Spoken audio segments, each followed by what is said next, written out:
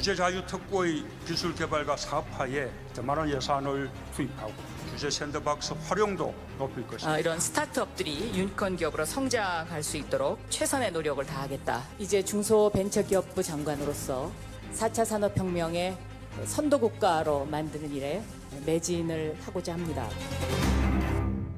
예, 오늘 첫 인터뷰는요. 새해를 맞아서 가장 분주한 부처 중에 한 곳일 것 같아요. 그곳에 장을 초대했습니다. 타다와 택시 간의 갈등, 배달의 민족과 소상공인 간의 갈등, 이런 것들이 다 이 부처의 해결 과제 가운데 하나입니다. 이외에도 관련 현안이 많은 부처죠. 중소벤처기업부 박영선 장관 스튜디오에 나와 계세요. 어서 오십시오. 네. 안녕하십니까. 작은 것을 연결하는 강한 힘의 중소벤처기업부입니다. 저는 갑자기 CF 나오는 줄 알았어요. 이게 그 모토입니까? 부처의 모토예요? 네, 저희 이제 캐치플레이즈입니다. 그래서 2019년 한 해 동안 작은 것들을 연결하려고 많이 노력했습니다. 그래요. 그런데 이것이 연결이 되니까 어떤 강한 힘으로 변모하는 과정을 지금 지켜보고 있는 분들이 많이 있으시다. 이런 얘기를 많이 들었습니다. 근데 박 장관님 취임 초에 아주 초반에 여기 나오셨었잖아요. 네. 그리고 나서 지금 이제 몇 개월 지난 거죠? 이제 9개월 9개월. 됐습니다. 네. 근데 좀 피곤해 보이세요. 일 많으신가 봐요, 거기. 네, 좀 많습니다.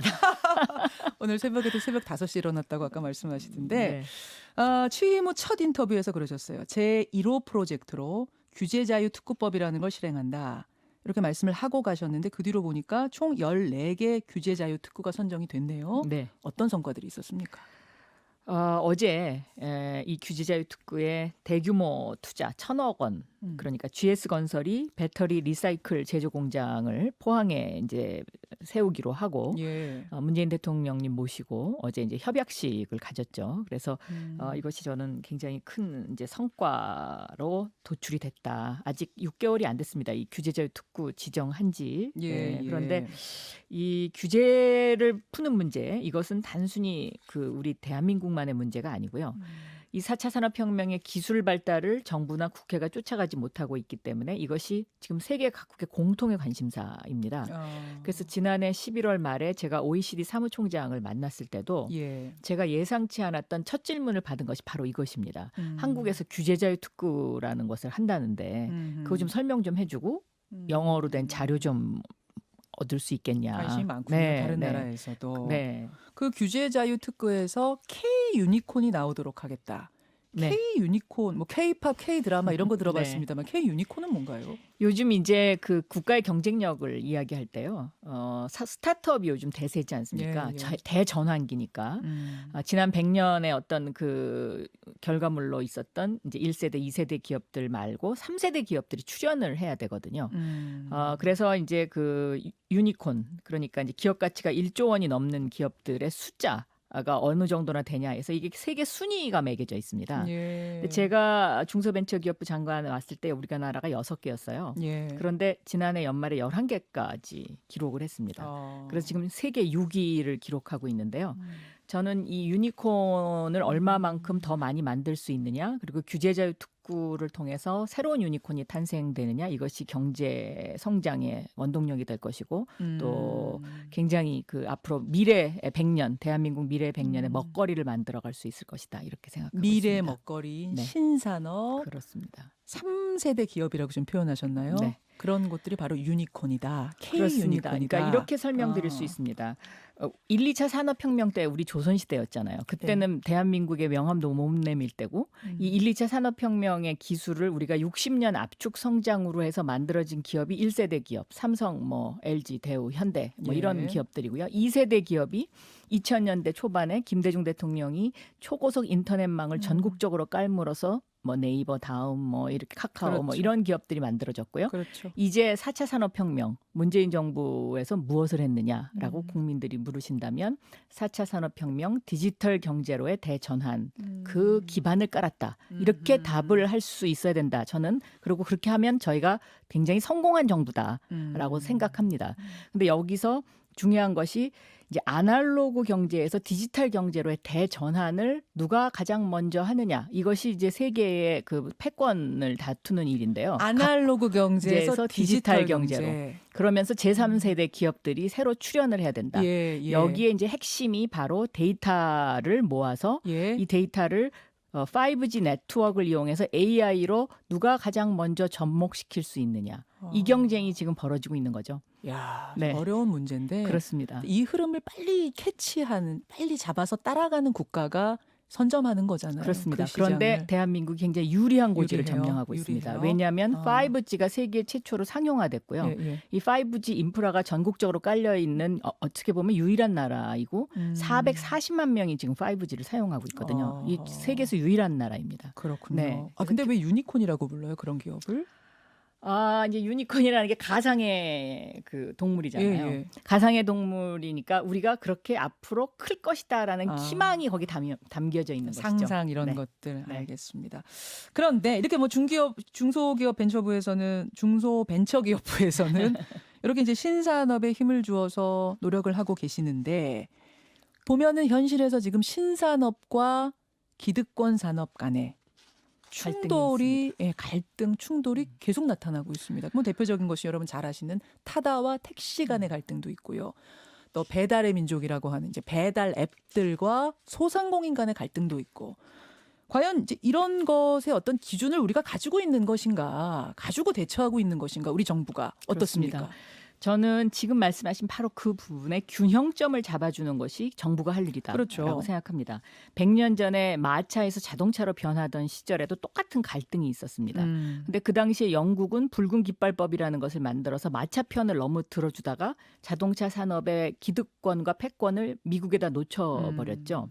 그러니까 얼만큼 정부가 이것을 균형을 잘 잡아서 마차를 가지고 있었던 사람들에게도 사회 안전망을 제공하면서 이 두 트랙을 같이 끌고 가야 되는 이런 어려움이 있는 정말 힘든 시기입니다. 그렇죠.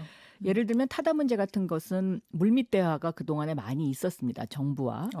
그런데 지금 이제 국회에서 그 지금 통과를 시키냐 마냐의 문제에 있는 그 타다 금지 법안. 네, 그 법안은 원래 정부 측과의 물밑 대화보다는 조금 수위가 어느 한쪽으로 조금 치우쳐져 있는 듯 그렇게 보여집니다. 그래서 지금 저는 국회에서 이런 균형을 잡아주는 것 이것이 굉장히 중요하다라고 생각하고요. 잠깐만요. 그러면 사실은 지금 타다 금지 법안이 법사위에 계류 중인데 어제는 저 본회의에 상정시키지 않았어요. 아직 좀 더 논의해보자 이런 단계인 것 같거든요. 네네.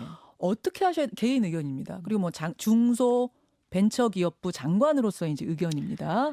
그러니까 어떻게 생각하세요? 저는 혁신의 동력도 잃어버려서는 안 되고요. 예. 또 사회 안전망, 그러니까 택시를 가지고 계시는 분들의 어떤 그 사회 안전망에 대한 정책도 소홀히 해서는 안 된다고 생각합니다. 그래서 그 정부와 그 타다, 정부와 택시 업계 간의 물밑 대화에서 이루어졌던 그 수준 정도로 저는 법이 통과되는 것이 맞지 않나. 이렇게 보고 있습니다. 그 대타협 그거 말씀하시는 거예요? 네. 그 당시 그 대타협. 네. 그거보다 지금 타다 금지법이 조금 더 사실은 금지 쪽에 방점을 찍고 있고 네. 타다 회사 쪽에서는 이거 시행하면 우리 다 망합니다. 문 닫아야 됩니다. 지금 이러고 있는 거거든요. 그래서 그런 어떤 갈등 조정 그런 것이 이제 지금 굉장히 중요한 시점이고 국회가 저는 이런 것을 외면해서는 안 된다라고 생각하고 있습니다. 또 이제 그 배달의 민족 배민 얘기 좀 해볼게요. 이제 배달의 민족 써보신 분들은 벌써 금방 알아들으실 네. 테고 혹시 모르시는 분들을 위해서 배달 앱입니다. 그런데 배달의 민족이 최근 독일계 기업에 팔렸어요. 근데 그 독일계 기업은 이미 다른 배달 앱이죠. 배달 앱 2위인 요기요를 가지고 있습니다. 그러니까 독일계 그 기업이 1위, 2위를 다 장악해버린 상황. 그러면은 1위, 2위 우리 시장의 한 90%인가요? 배달 앱 시장에? 그 정도 90%도 넘을 수도 있어요. 네. 3위까지 가지고 있군요. 아직까지 정말. 뭐 배달앱 시장을 얼만큼 규정하느냐에 대한 이 정의가 없기 때문에 뭐 단정하기는 힘듭니다. 사실은. 그래요. 네. 1위, 2위, 3위를 그 독일계 기업이 다 장악하고 있는 상황에서 수수료 올려버리면 어떡하나. 소상공인들도 걱정이고 국민들도 걱정이고 어떠십니까? 그래서 제가 이제 그 배달의 민족의 김봉진 대표하고 만났었습니다. 우아한 형제들인가요? 네, 우아한 예, 형제들 예. 만났었는데 지금 그런 걱정, 뭐 수수료를 올린다든가 이런 것은 결코 하지 않겠다라는 어떤 약속이 있었고요. 만나서 얘기하신 거예요? 네. 녹음하셨어요? 네. 증인들이 있습니다. 아, 증인이 있습니까? 네. 예. 그리고 또 그 우려하시는 소상공인 측 대표하고도 제가 만나게 해드렸습니다. 서로 얘기 좀 나누는 게 좋겠다. 예. 그래서 만나게 해드렸는데 그날 좀 앙금을 조금 푼 상태. 예, 그러니까 배달의 민족이 이제 그 김봉지 대표 얘기는 이렇습니다. 이제 주식을 독일 쪽에서 사간 건 맞지만 본인이 경영진 가운데는 최대 주주입니다. 그 이제 그리고 아시아 지역의 경영 책임자를 맡는 그러니까 전체 직책은 내가 맡고 있다. 네, 전체 회사의 절반을 운영하는 이제 그런 이제 위치를 확보하고 있기 때문에 예. 자기도 이제 여기에 대한 책임감을 느끼고 그리고 이제 그렇게 소상공인들 걱정하시는 부분을 저는 걱정 안 하게 하겠다. 뭐 그리고 오히려 이제 제가 그랬습니다. 요즘 이제 이런 어떤 공유 경제, 플랫폼 경제의 가장 큰 특징은 이것이 성장하기 위해서는 국민들이 그 기업을 사랑해 줘야 되거든요. 맞아요. 그래서 그것이 가장 경영의 포인트다. 예. 그래서 그 부분을 잊지 않았으면 좋겠다라는 얘기를 했더니 예. 그거 충분히 알고 있고 또 그렇게 노력하겠다라는 그런 답변이 있었어요. 근데 네. 장관 이제 박영선 장관님 앞에서는 그렇게 얘기했지만 지금은 당장 저도 제 생각에도 수술이 안 올릴 것 같아요. 근데 이 이슈가 이제 잊혀질 때쯤 해서 훅 올려버리면 거의 지금 뭐 독과점과 같은 상태에서 올려버리면 그러면 소상공인들은 이거 꼼짝없이 내야 되는 신세가 되는 거 아닌가. 그러니까 그렇게 이제 만들지 계약서가 않도록 없으니까 이거에 대해서. 만들지 않도록 정부가 계속적으로 관심을 가져야죠. 정부가 계속 관심을 가지면서 물밑 대화를 저는 지속적으로 해야 된다라고 생각하고 있고요. 특히 플랫폼 경제의 이제 가장 큰 특징은 이것이 그 어떤 강자가 살아남는 구조로 나중에 간다는 그런 단점이 있습니다. 맞아요. 그래서 글로벌화하지 않으면 또 이것이 자동 소멸되거든요. 그 경쟁에서.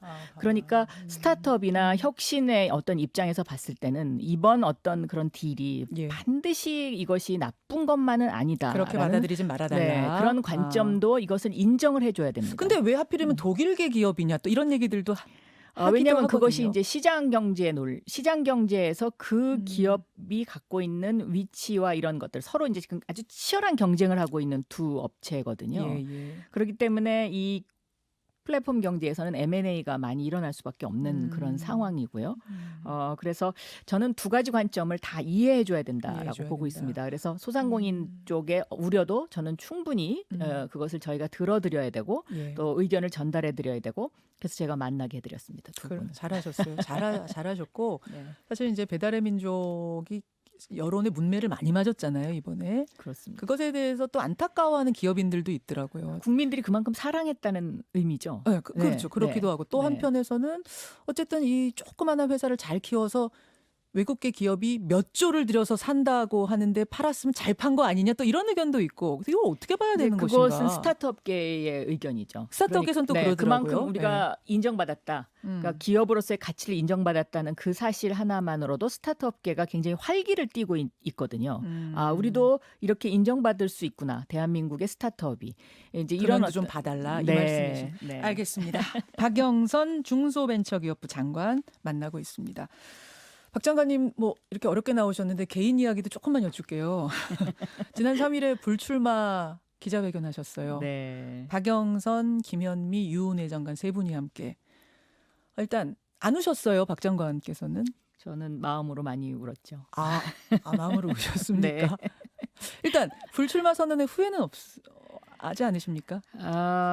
네. 저는 뭐 그 어떤 제가 맡고 있는 어떤 사명감이 지금은 우리나라가 2020년이 굉장히 중요한 시기입니다. 그러니까 지금 2020년 동안 문재인 정부에서 디지털 경제로의 대전환에 그 기반을 마련하느냐 안 하느냐 이것이 앞에서 앞으로의 말씀하신. 100년을 예. 결정하는 그런 매우 중요한 것이고 예. 문재인 정부의 성공이 대한민국의 또 성공이기 때문에 제가 벌려놓은 일이 많아서 이 일을 마무리하는 것도 상당히 의미가 있겠다. 예. 이런 생각을 합니다. 또 그렇지만 우리 또 정을 많이 들었던 구로 주민들 생각하면 벌써부터 많이 그립습니다. 근데 그 사실은 김현미 장관 우는 모습 보면서 일반 국민들은 근데 지역구 떠나는 게 저렇게 울릴 정도인가 이게 잘 이해 안 된다는 분도 계셨거든요. 이게 어떤 심정인 거예요? 그러니까 이제 지역구라는 것이요. 예. 그 지역의 주민들과 정말 뒹굴면서 역사를 만들어가고 또 그 지역의 환경을 함께 만들어가는 건 그런 아주 정말 애틋한 곳이거든요. 그래서 저도 생각하면 너무 그 그리움이 많이 있습니다. 특히 그래요. 이제 제가 지역구에서 이제 그 졸업식장에서 만났던 꼬마들이 제가 골목길 지나가면 국회의원 아줌마다 그리고 막 뛰어와요. 귀엽네요. 네, 그때 예. 굉장히 보람 있고요. 예, 예. 또 이제 그렇게 뛰어오게 되는 이유 중에 하나가 제가 그 졸업식 같은 데 가서 책을 많이 읽어라. 그리고 아. 본인이 스스로 책을 많이 읽었다고 생각하면 이 아줌마를 만나면 아줌마 그러고 부르면 반갑게 안아주겠다. 제가 초등학교에 가서 네. 그런 얘기를 했는데 그런 정들이 쌓이는 거군요. 그런 정들이 쌓였는 거죠. 근데 그런 꼬마들이 또 지금은 막 대학생이 돼서 찾아오는 어른이 돼서 찾아오고 이러니까요. 네. 그런 정. 네. 그런 정이 그러니까 이게 지금 한 번이 아니라 박영선 장관 같은 경우는 그 지역에서 내리 3선이란 말입니다. 그러니까 이게 지금 이제 보통 세월이 아니란 얘기인데 그 구로을에 서울 구로을에 윤건영 전 청와대 국정기획상황실장이 출마 전략공천 될 거라는 얘기는 뭐 지금 이미 나오고 있어요. 보도도 되고 있고 지금 이제 선언만 남았다 이런 얘기가 나오고 있는데 일단 그건 맞습니까? 글쎄 제가 그것까지는 잘 모르겠습니다. 그건 네, 당에서 뭐 보도는 이미 나오고 있어서. 당에서 하는 일이니까요. 네. 근데 이렇게 이제 내리 3선을 그 지역에서 하셨고 워낙 단단하세요. 그 지역 주민들이 워낙 박영선 장관을 좋아하다 보니까 그 영향력이 혹시 이번 선거에 발휘되는 건 아니냐. 일종의 뭐 개입할 여지가 있는 건 아니냐라는 상대 후보들의 우려가 있는 것 같습니다. 지금 뭐 논란을 글쎄요. 좀 제기하는 분도 계시는 것 같고 어떻습니까? 글쎄 좀 그건 좀 지나친 상상력이 아닐까요? 아, 네. 왜냐하면 이제 뭐 선거가 되면 예민해지는 건 맞죠. 예민해지는 건 맞지만 당선 여부는 주민들이 판단을 하시는 거고 또 주민들의 입장에서 봤을 때 어떤 분이 가장 우리 지역구에 그 어울리는 분일까 이제 이런 그런 판단은 저는 주민들께서 하실 거다 이렇게 생각하고 있습니다. 상당히 좀 조심스러우시죠. 그냥 정치인이 아니라 지금 장관을 하고 계시기 때문에 행보 하나하나가 좀 조심스러우실 것 같아. 이 국면에서. 그렇죠. 그런데 또 뭐 지역구 국회의원으로서 예. 또 그 지역에서 휴일에 예. 그 주민들하고 만나서 또 어떤 뭐 이야기를 들어줘야 된다든가 이런 부분도 제가 아직까지는 현역 국회의원이기 때문에 해야 되는 그걸 부분이- 헷갈리시는 분들이 많으세요. 지금 장관이지만 아직 거기 국회의원이신 거죠. 네. 지역 관리도 하시는 거죠. 지역 일도. 그러니까 주민들이 또 저한테 하시고 싶은 이야기들도 많이 있으실 거 아닙니까? 예, 예. 네. 그러니까 그런 얘기 또 들어드리고 또 해야죠. 네. 알겠습니다. 그 조정하는 게 이게 또 네. 숙제이실 것 같아요. 네. 총선 기간에. 박영선 장관, 여성 최초의 법사위원장. 지금 한 30초 남았는데 이 질문을 가도 될지 모르겠는데 지금 법사위원장 출신이시니까 지금 검찰 인사 어떻게 보시든지 갑자기 떠올랐는데 제가 지금 그쪽 다른 일에 관심을 예. 쏟을 이거는 여지가 답변 없습니다. 못하실 거라고 네. 생각은 했습니다. 장관 뒤는 어떤 꿈 꾸십니까? 20초. 제가 이 중소벤처기업부에 와서요. 한 가지 기분 좋은 일은 대한민국 장관으로서 처음으로 다보스 포럼의 이사가 됐습니다. 근데 그것은 다보스 포럼이 그만큼 중소기업의 정책과 스타트업의 정책을 중요시한다는 의미. 예. 그래서 저는 그렇게 그 세계의 관심의 대상이 되는 중소벤처기업부가 됐다는데 굉장히 지금 현재 보람을 느끼고 있습니다. 장관님 오늘 고맙습니다. 네, 감사합니다. 박영선 장관이었습니다. 김현정의 뉴스쇼는 청취자 여러분의 참여로 이루어집니다. 트위터, 페이스북, 레인보우 게시판, 그리고 단문 50원, 장문 100원의 유료 문자 샵 1212, 우물정 1212 통해 참여하실 수 있습니다. 김현정의 뉴스쇼, 여러분과 함께 만듭니다.